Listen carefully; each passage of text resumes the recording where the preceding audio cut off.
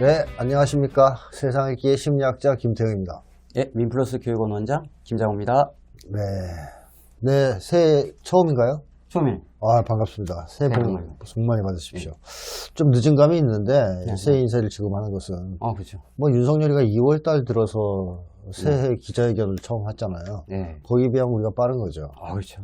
네, 어쨌든 뭐, 또 좀 듣다 보면, 억장이 무너지는 네. 가슴 아픈 얘기를 해주실 것 같은데 오늘은 그 감세 얘기를 좀 하신다고 얘기를 들었는데요. 연초부터 윤석열 정부가 계속 부자 감세 정책 지금 발표하잖아요. 그렇죠. 한 20개 쏟아냈어요. 네, 총선 때문에 이런 것 같긴 한데요. 네. 이 윤석열 부자 감세 대행진이라고 네. 표현할 수 있는데 이거에 대해서 한번 오늘 얘기를 해봤으면 좋겠습니다. 네. 자, 일단 개괄적으로 조금 얘기를 해주시죠. 어떤 짓을 하고 있는지. 이제 작년에도 이미 이제 그 법인세라든가 종부세라든가 이런 걸 이제 감세를 해줬어요. 네. 그래가지고 이제 작년에도 이제 세수 공고가 많이 났는데 네. 이게 이제 임기 한 5년 동안 네. 그 감세 규모가 뭐 한 60조가 된다, 80조가 된다 이런 얘기만 나오고 연평균 뭐 16조에서 한 20조 정도. 이게 이제 막 하도 많이 하니까 이제 추계를 이제 가능한 것만 뽑아놓고 해도 이제 이렇게 나와요. 근데 이제 새해 들어가지고 연일 계속 신규 감세 정책을 또 막 때린 거예요. 그 이제 대표적인 게 이제 증권거래세. 증권거래세. 예, 그거 이제 한 2조. 깎아주고, 그 다음에 금융투자, 금투세, 소득세, 그래갖고 1조 5천억. 그 다음에 이제 이제 임시로 이제 그 투자세 공제해주는 거, 요것도 이제 한 1조 5천억. 그 다음에 대주주 주식 양도세 그 기준을 높여줬거든요. 그까지 안 내는 거죠. 이제 그 규모 한 7천억. 그 다음에 이제 개인 종합자산 관리 계좌라고 또 있어요. 이제 그것도 한 3천억. 이렇게 해서 6조 정도의 규모를 그 민생 뭐 이렇게 토론회인가? 그러면서 거기서 입만 열면 감세. 입만 열면. 그래서 이제 민생 이코로 감세. 윤석열 도식은 그런 거예요. 민생은 감세다. 갖고 지금 언론들에서 난리가 났어요. 도대체 저희. 뭐한 짓이냐. 쇼킹합니다. 계속 튕겼어요. 자, 그러면 어떤 순서대로 이걸 하나씩 짚어볼까요? 그래서 하도 많아서 이걸 좀 이렇게 줄거리를 잡아서. 네. 일단 재벌 감세 시리즈가 뭐냐. 재벌 감세. 그 다음에 이제 그 종합부동산, 부동산 쪽. 부동산 감세. 네, 그 부자들 어떻게 해주느냐. 그 다음에 이제 또 금융 쪽. 금융부자들 감세. 이렇게 좀 나눠서 얘기를 해야 되지 않을까. 하도 많아가지고. 그러네요. 네. 우선 재벌 감세가 가장 흥미로운 대목이긴 한데요. 네네. 이 뭐 한국은 사실 재벌이 지배하는 나라 아닙니까? 그렇죠. 네, 그래서 이를 재벌 감세에 대해서 좀 얘기를 해주시죠. 어쨌든 이제 대한민국 부자의 으뜸은 재벌이잖아요. 그렇죠. 그럼 이제 재벌을 감세해 줄 때 할 때 이제 재벌들이 내는 세금이 주로 이제 기업을 운영하니까 법인세, 또 상속세, 그 다음에 이제 투자하는 세제를 지원해 주는 것. 네네. 이런 것들이 이제 쭉 있어요. 그거를 이제 몇 개 이제. 법인세를 또 깎았어요? 원래 좀 초반에 깎아주지 않았어요? 그러니까 작년부터 깎은 거죠. 그렇죠. 계속 법인세. 계속 깎아요? 네, 계속 깎는데 작년에 이제 법인세를 이제 이렇게 낸 게 한 23조 정도 돼요. 재벌들이. 네. 근데 이게 이제 떨어진 거예요. 그럼 작년에 이제 그 세수 뻥뻔한 게 세수가 부족한 게 한 56조 되거든요. 근데 법인세가 이제 23조다 이러면 절반 정도. 거기서 이제 빵꾸났네. 네. 그러니까 상당히 이제 규모가 큰 거죠. 근데 이제 이게 경기가 안 좋아가지고 이제 법인세가 실적이 안 좋으면 이제 법인세를 많이 못 내겠죠. 그렇죠. 그런 데다가 또 감세까지 해주니까. 세수가 빵꾸가 더 많이. 네. 법인세가 차지하는 몫이 전체 56조 중에서 절반 정도 되는 규모니까 굉장히 이제 문제가 있는 거죠. 자, 이렇게 법인세 감세가 심각한데 여기서 또 지금 깎겠다는 거예요? 이미 깎았고 이제 또 의도하고 있는 게 있고 그 두 개를 나눠서 앞으로 말씀을 드릴게요. 네. 자, 이미 깎은 거는 내일 말씀하신 거고.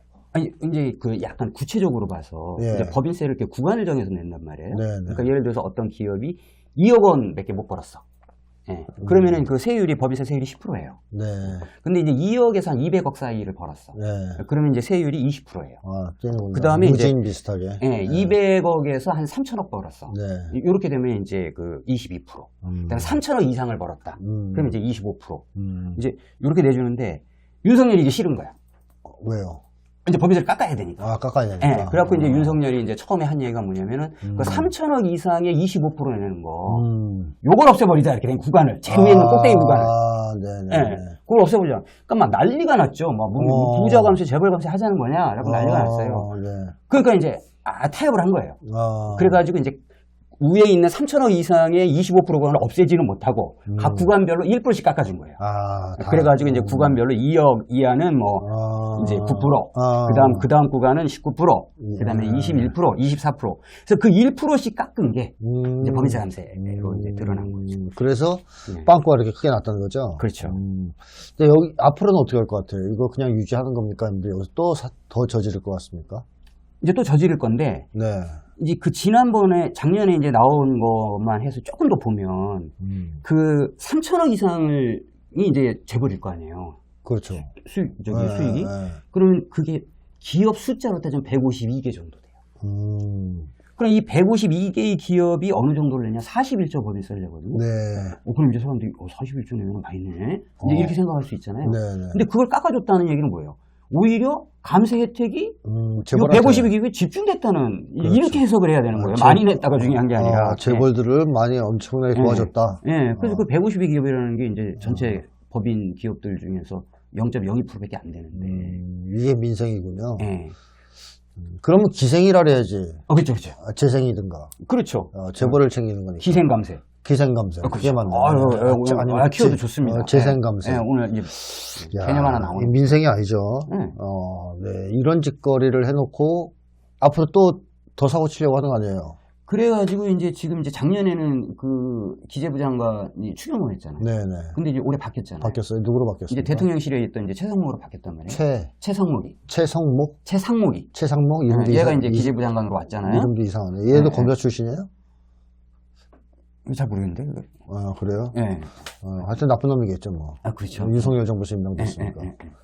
근데 이제 얘가 이제 기재부 장관 경제부총리로 오면서 머릿속에 이제 뭐가 돌아갈 거라고 보냐. 작년에 못했던 그 3%. 그 3천억 이상의 그 25%를 낸단 말이에요. 근데 그거를 24%로 1% 줄인 거잖아요, 구간별로. 근데 그걸 날려버려야 3%로 줄일 수 있거든요. 이제 요거를 이제 추진할 가능성이 이제 매우 높고, 그러니까 그때 이제 그걸 못한 걸 억수로 이제 아쉬워했단 말이에요. 누가 윤석열이가요? 윤석열이 아쉬워했죠. 그래서 얘들이 이제 이걸 이제 하려고 한다. 추진할 가능성이 있다. 이렇게 이제. 얘는 이름을 바꾸고 체감세로. 네.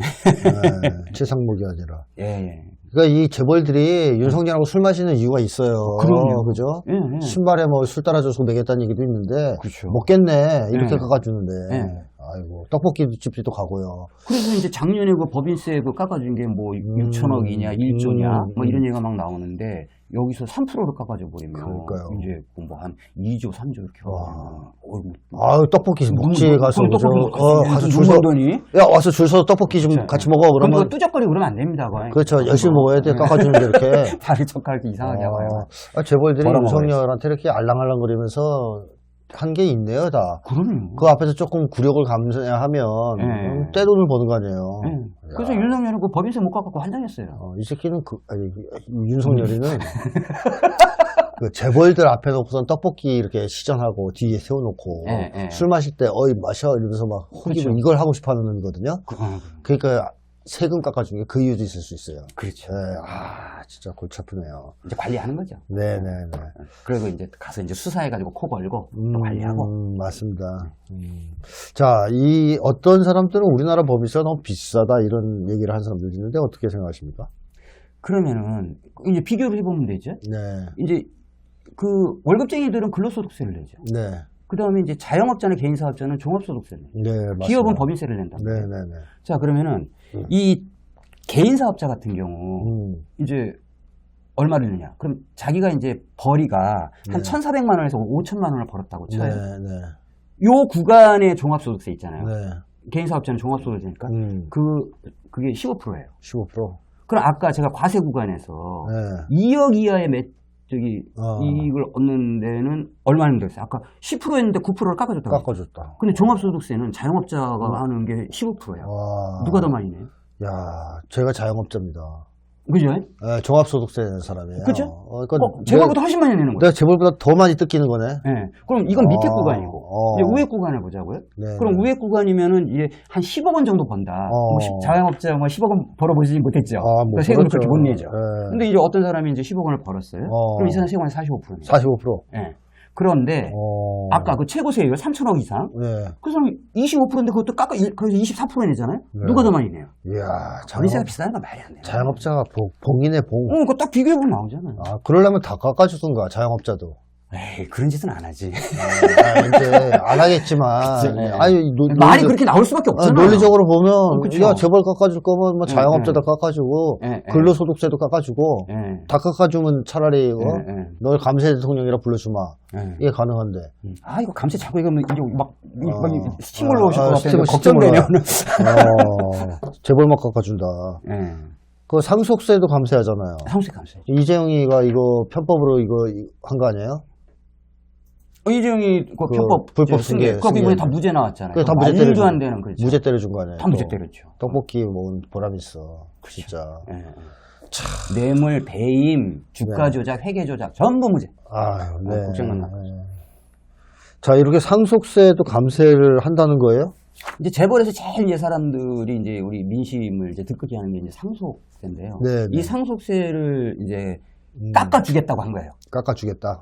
그 민생 토론인가 가가지고 상속세를 앞으로 깎을 거다. 이것 때문에 이제 그 가업 승계가 안 되고 굉장히 이제 맞아, 그랬죠. 서민들이 힘들다 이렇게 얘기하더라고. 이재용이 상속세가 안 깎아줘갖고 서민이 힘들대. 이재용이 서민이에요? 네.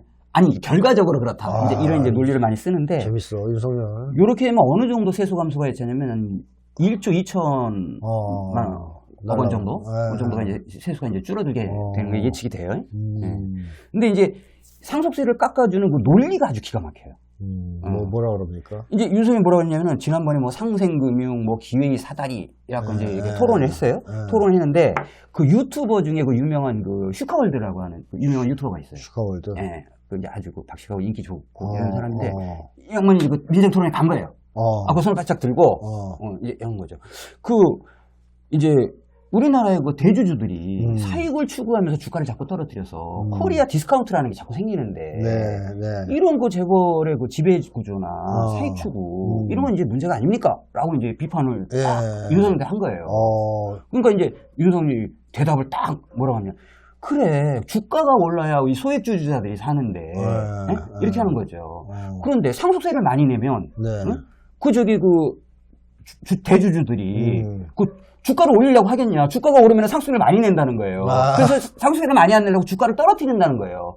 그래서 결과적으로 개인 투자자들이 손해를 본다는 거야. 그래서 결론적으로 상속세를 깎아주면 대주주들이 주가를 올릴 거기 때문에 그 낙수 효과로 그래가지고 이제 개미 투자들이 또 유리해진다. 이런 식의 이제 논리를 이제 폈다는 거죠. 낙수 효과 얘기 또 나왔네요. 그 말도 안 된다고 판명이 난 지 오랜데. 그죠. 야, 이 슈카월드가 그래서 반론은 안 했습니까? 그거 이제 뭐 다른 기회를 또 주겠습니다. 또 안 줘요. 하긴 이 질문만으로는 이제 압수수색이 들어올 수도 있는데. 그렇죠. 굉장히 위험한 질문을 한 거죠. 그렇죠. 자, 어쨌든 상속세를 이렇게 깎아주는데 실제로 상속세를 얼마나 냅니까 지금? 상속세를 이제 어느 정도 내냐면은 그 이제 상속 받아보셨어요? 아니요. 받을 게 있어요. 받죠. 빚만 상속받는 거 아니에요? 빚도 상속되는 거, 부채. 다행히 빚은 없었어요. 그나마. 상속세를 내려면 30억 원 정도를 유산 상속을 받아야 돼요. 30억. 네, 상속세를 내요. 그러면은 이제 그런 건 받을 일이 없는데. 네, 50% 정도를 상속세를. 50%. 네. 근데 이제 대주주의 그거를 이제 상속받잖아요. 이제 할증이 이제 20%부터 갖고 60%를 내야 돼요. 60%. 그러면 이게 그러니까 이제 윤석열이 거품을 물고 할증까지 낸다. 그러니 이게 가업승계를 뭐 이러면서 이제 개거품 문 거야, 윤석열이. 가업승계를 안 하면 되지. 요거 얘기하고 이제 그렇게 하는 거죠.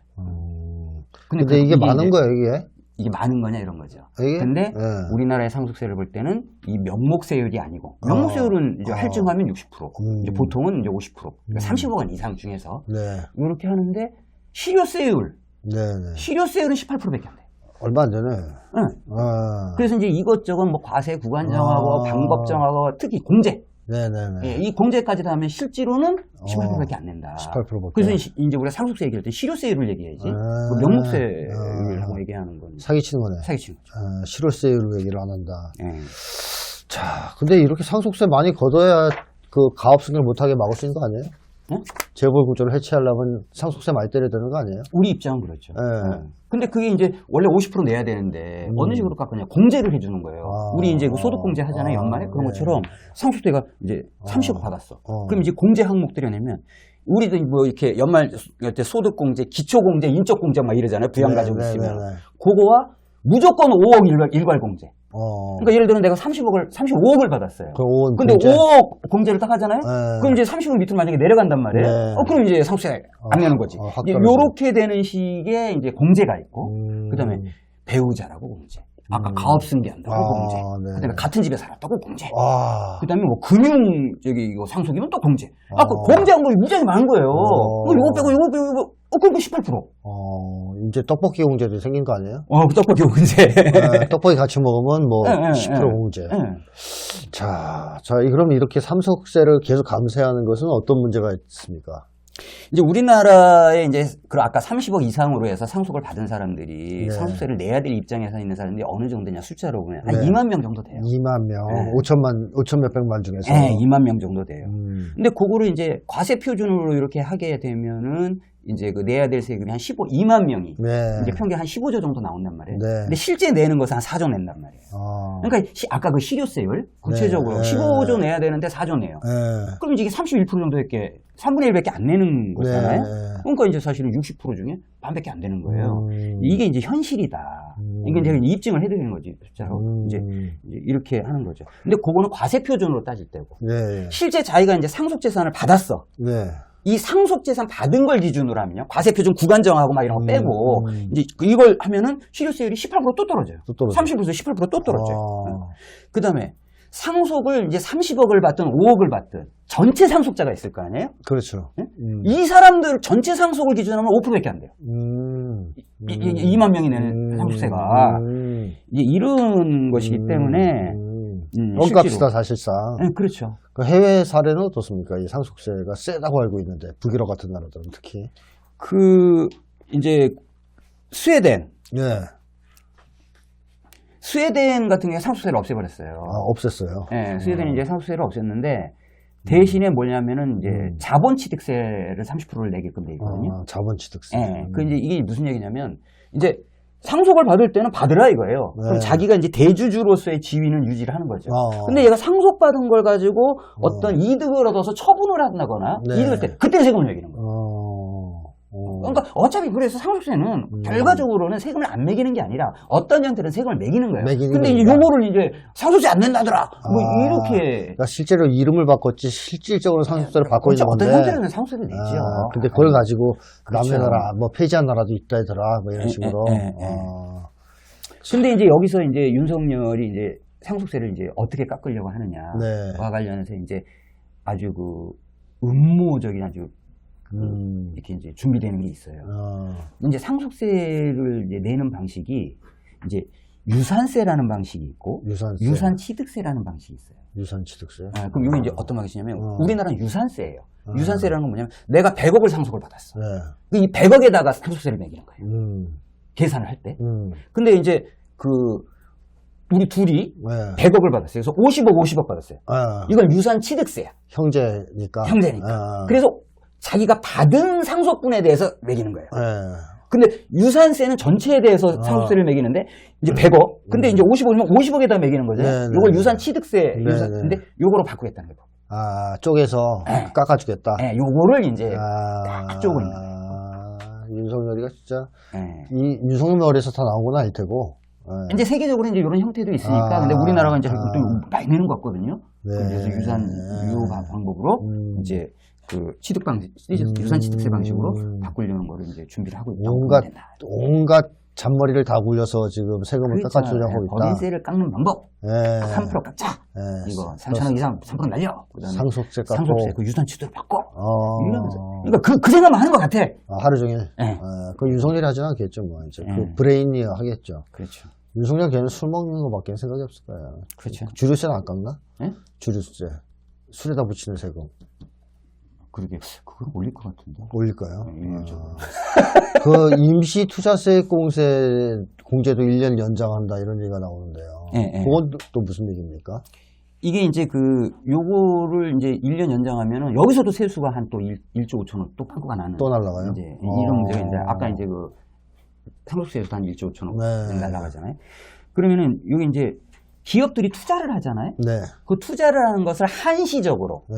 세액을 공제해주는. 아, 투자했으니까. 요거를 이제 한 건데 이걸 계속 1년 더 연장. 그러니까 원래 이제 올해 끝내야 돼요. 원래는. 근데 이제 작년에 끝났어야 되는데 올해 1년 연장을 하고. 네. 그럼 올해 1년만 하겠어요? 내년도 하고 후년도 하겠지? 네, 네. 보면 안 좀 봐도 해야 비디오잖아요. 되지. 이제 이런 식으로 이제 그래서 앞에 투자하는 거에 대해서 이제 세액을 공제해 주는 걸 임시로 한다. 잠깐만 한다. 임시 투자세 공제에서. 요거를 이제 설비 투자를 한다거나 또는 R&D 투자를 한다거나 그다음 원천 기술 투자를 한다거나 요런 거에 따라서 세율을 조금 정해서 이제 하는데 그걸 이제 세액 공제를 이제 해주는 거예요. 이렇게. 일반 투자는 좀 적고 그다음 이제 R&D나 원천 기술은 좀 많이 해주고 이렇게 이제 하는 거란 말이에요. 뭐 이건 얼핏 보면 경제 발전을 위해서 도움이 될 것 같기도 한단 말이죠.